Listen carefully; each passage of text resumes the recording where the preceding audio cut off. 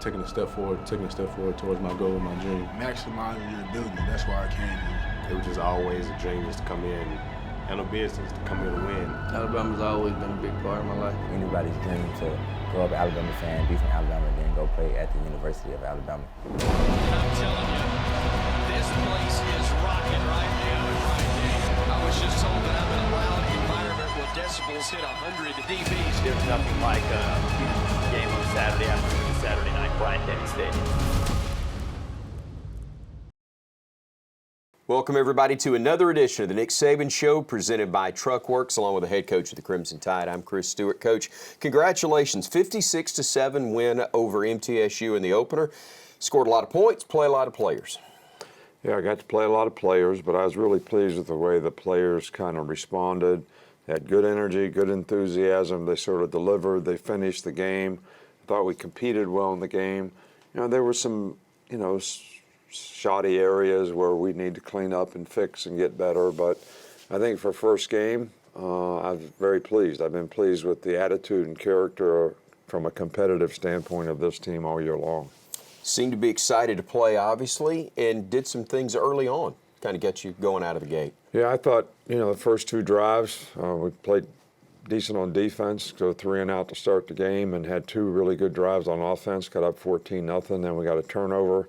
That kicked us back in gear to get to 21. So I was really pleased with the way we started the game. And I tell you, they're a tough preparation. You got to give their kids a lot of credit. They play hard. They compete. Their scheme on defense with a lot of pressures is difficult for you offensively.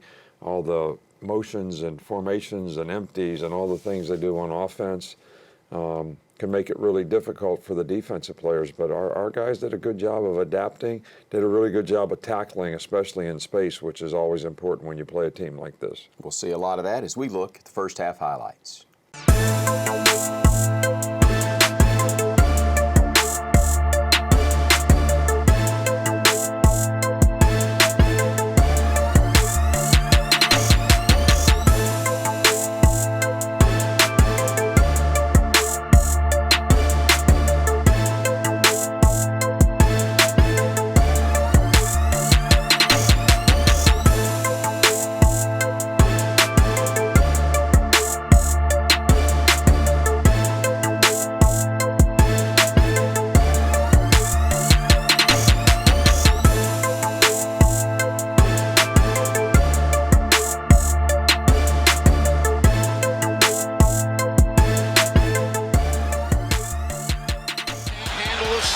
It bounces past him. He'll pick it up. He'll run to the near side. He's to the 10, to the 5. Touchdown. Unbelievable. How about that? Not the way they drew it up.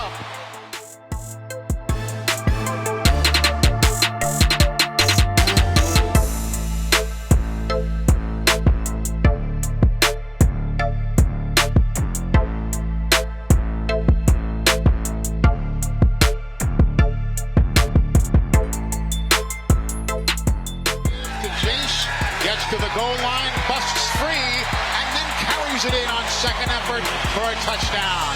He went up the middle, got... Iago stands in with pressure, intercepted by Alabama.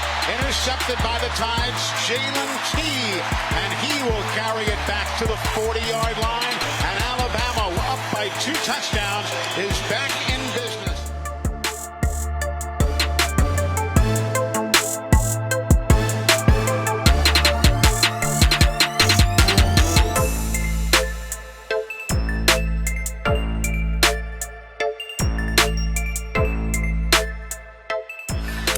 Tight ends are in. Here's the keeper by Milrose. Goes to the right side. Dances down the right sideline. And he is in. Touchdown, Alabama. 13 yards on the run by Jalen Mill. 3 wide right side. Snap to Milrose. Steps back. Steps up. Loads up. Looks long. Has a man. Touchdown.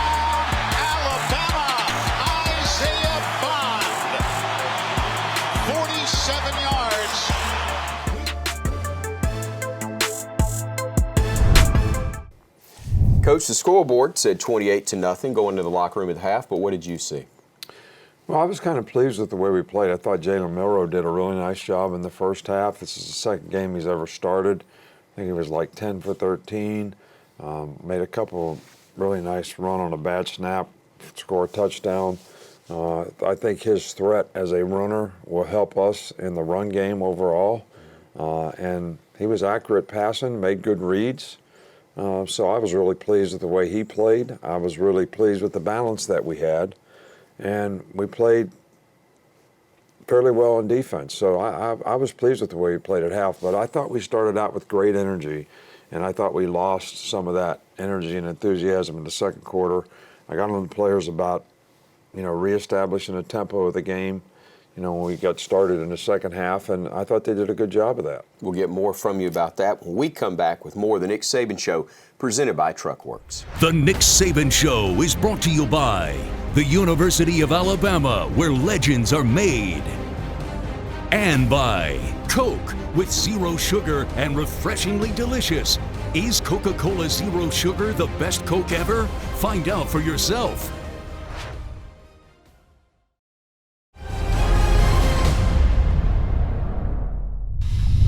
If you're looking at the scoreboard, it's 28-0 at half. But I understand in the locker room, there is no scoreboard. So what's the message? Right. But, the message has been, all along to these guys that motivation or elevation. Or you need to be motivated by something else, then that something else is more important than you, because you should be elevating your game and playing to your standard regardless of what the score is and regardless of who you're playing against. And that's what I've been trying to get the culture back of in our organization to that, because I think so much winning has affected winning becoming more important and the outcome becoming more important than actually doing what you need to do to get the outcome, which affects your confidence in crunch time, and it doesn't prepare you well, and you play with too much anxiety. So that's what we've been harping on, and I think that's what the players did tonight. So hopefully the challenge is now, can you continue that throughout the season? Let's take a look at it as we look at the second half highlights.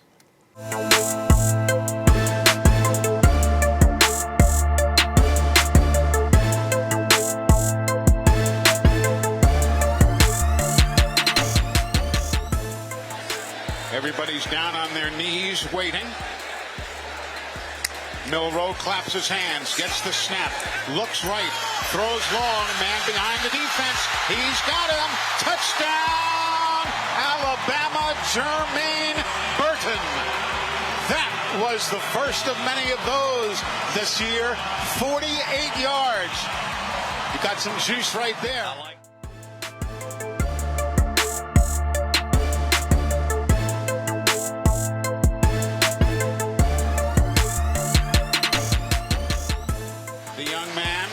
Buford, Georgia, lines up to the left of Milroe, who throws a timing route into the end zone. Touchdown, Alabama! That was Amari Niblack, the tight end. 29 yards, beautifully thrown.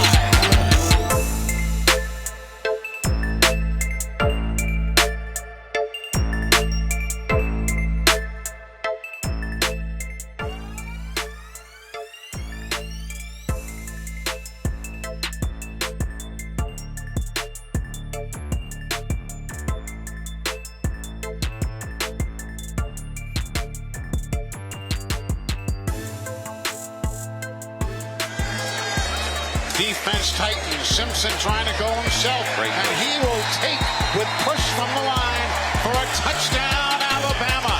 Brockermeyer. Coach, 56-7, the final score. I understand it's not going to be a perfect game, not exactly mistake-free, but there were some obviously very good things. Yeah, well, we made progress in some areas. You know, we've been harping on penalties for a long time. Finally, you know, made a difference in only having, I think, 2 penalties in the game, which I think is very encouraging.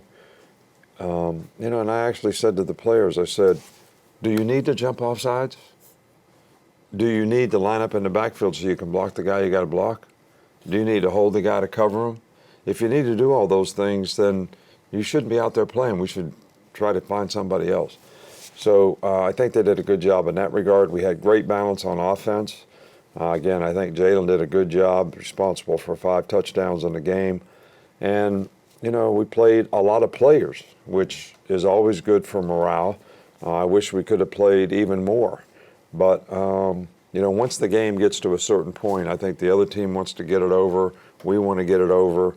But I was glad that we got to play a lot of players, and they went out and executed pretty well when they got an opportunity to play. 56-7, the final score. Alabama now 1-0 on the season. We've got more coming up. Stay with us here on the Nick Saban Show, presented by Truckworks. The Nick Saban Show is brought to you by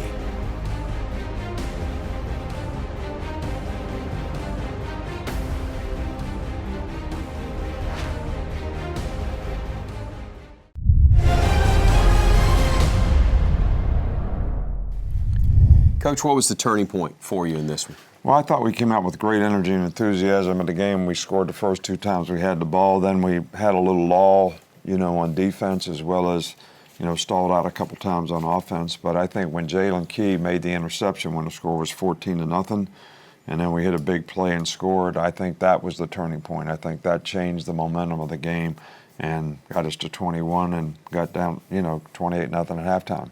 We knew you were very excited about Tommy Rees being the offensive coordinator. You've been excited as camp has developed, and we got a good explanation of why and seeing the Tide tonight offensively. Yeah, I think, you know, Tommy's done a really good job of doing what our players can do.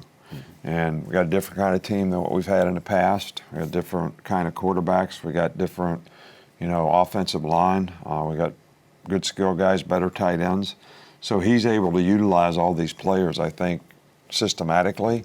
And I've been really pleased with him. He's a really good person, really bright guy. Players really respond to him well, so it's been a really good addition for us.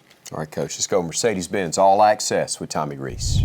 Getting into coaching was something that a lot of people had brought up to me throughout my life. You know, my father has worked in football for over 40 years, and so the game's something I grew up with, surrounded by it, you know, worked in training camps for NFL teams as a little kid, and something that I always loved. And, you know, the game of football has given our family so much. I think when you have the opportunity to come, you know, learn from, you know, the greatest coach to ever do it at this level, that's something that you take very seriously. I think the opportunity to continue to grow and push yourself to learn and challenge, you know, your comfort level and step outside of that and have an opportunity that's new, with new players, new scheme, new league. You know, you want to challenge yourself that way.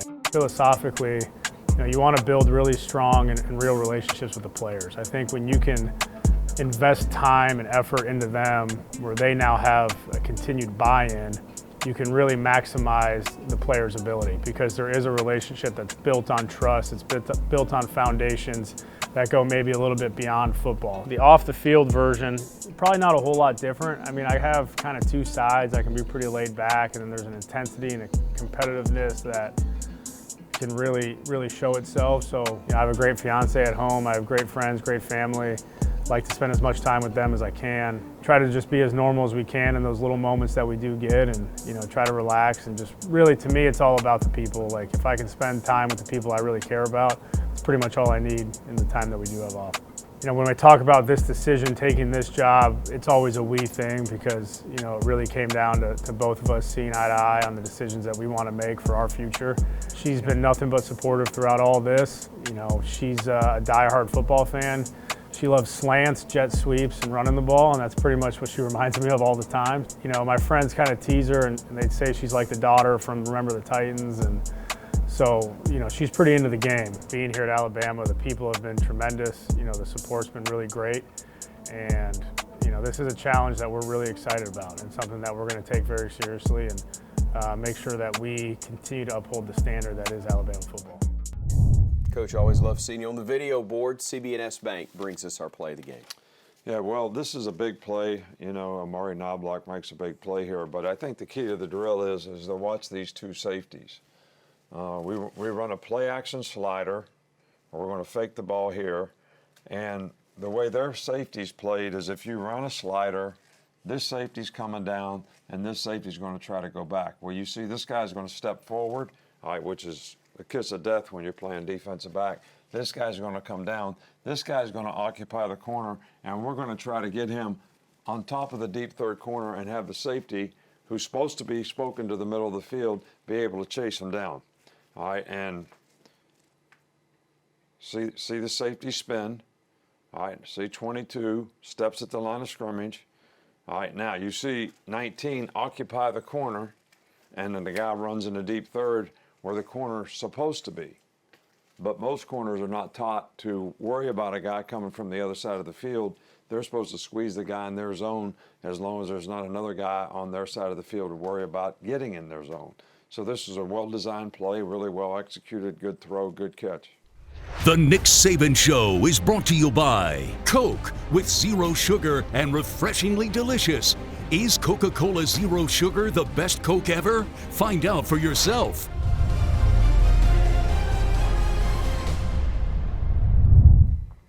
Coach, love giving you an opportunity to talk about your players, and Chris Braswell is a young man we're going to feature this week. Well, you know, Braz is a tremendous player, really good pass rusher, and has played in the shadows of other players at his position, an outside linebacker, Will and Dallas. Now he's going to be one of the more productive guys, I think, to make big plays on our defense. He's got great first step quickness. He's got explosive power. He can turn speed to power. And he's a really, really good person, and he's a really good student. And I'm really proud of how he's progressed here and what he's done and the contribution he's made to the program. We're going to let our viewers learn more about Chris Braswell right now as they hear from the Baltimore native. I'm Chris Braswell. I'm from Baltimore, Maryland, and I play outside linebacker here. My major is political science, and I have a minor in criminal justice.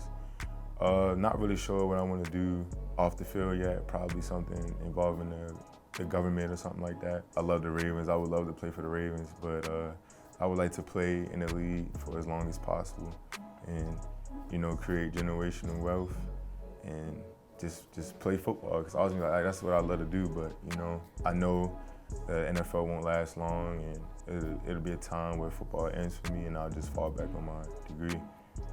I began playing football, like, it's just, my dad always loved football, and he just put a football in my hands, and I just started playing. Like, I just kind of just like fell in love with it, just watching football with him on Sundays, like watching the Ravens and everything like that. And then I would just go outside, go just toss the football up in the air, go play with my friends, and then I just started playing football.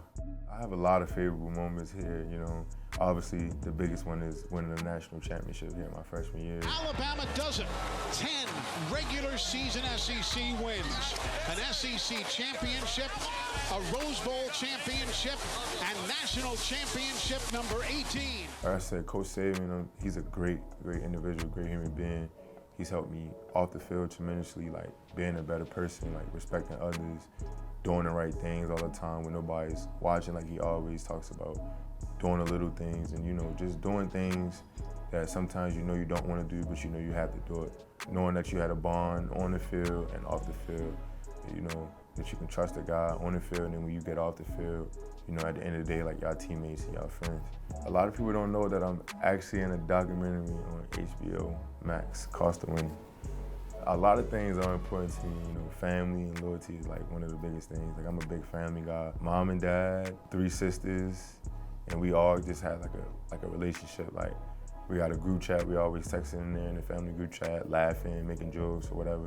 My oldest sister, she tried to be rough on me a little bit. Like, we would fight and everything like that. So, I mean, it wasn't really like too bad. Like, people be like, oh my God, like you grow up with all sisters, but like they were straight.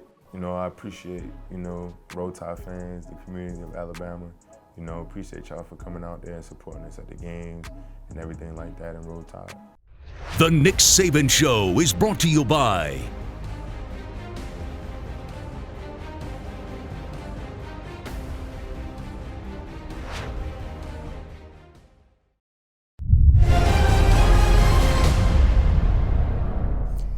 Coach, what's next is what they're calling the All-State Crossbar Classic. It's Texas, and all the eyes of college football will indeed be on the state of Alabama. Well, I think that's why players come to Alabama. You know, it's a special place, special tradition. It's a unique place in terms of the standard that people expect and that we try to get players to play to. And they want to play in games like this. And Texas has got a great team. Sark's done a great job. They got a lot of good players. They had a big win today, 37-10 over Rice, I guess. And it's going to be a challenging game. It'll be a great atmosphere. And if you're a great competitor, these are the kind of games you look forward to. 6 o'clock kick, ESPN radio coverage on the network starts at 3. For Coach, I'm Chris. We'll see you next time here on The Nick Saban Show. The Nick Saban Show is brought to you by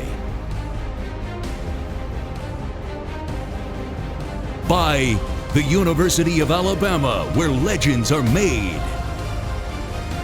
And by Trustmark, people you trust, advice that works.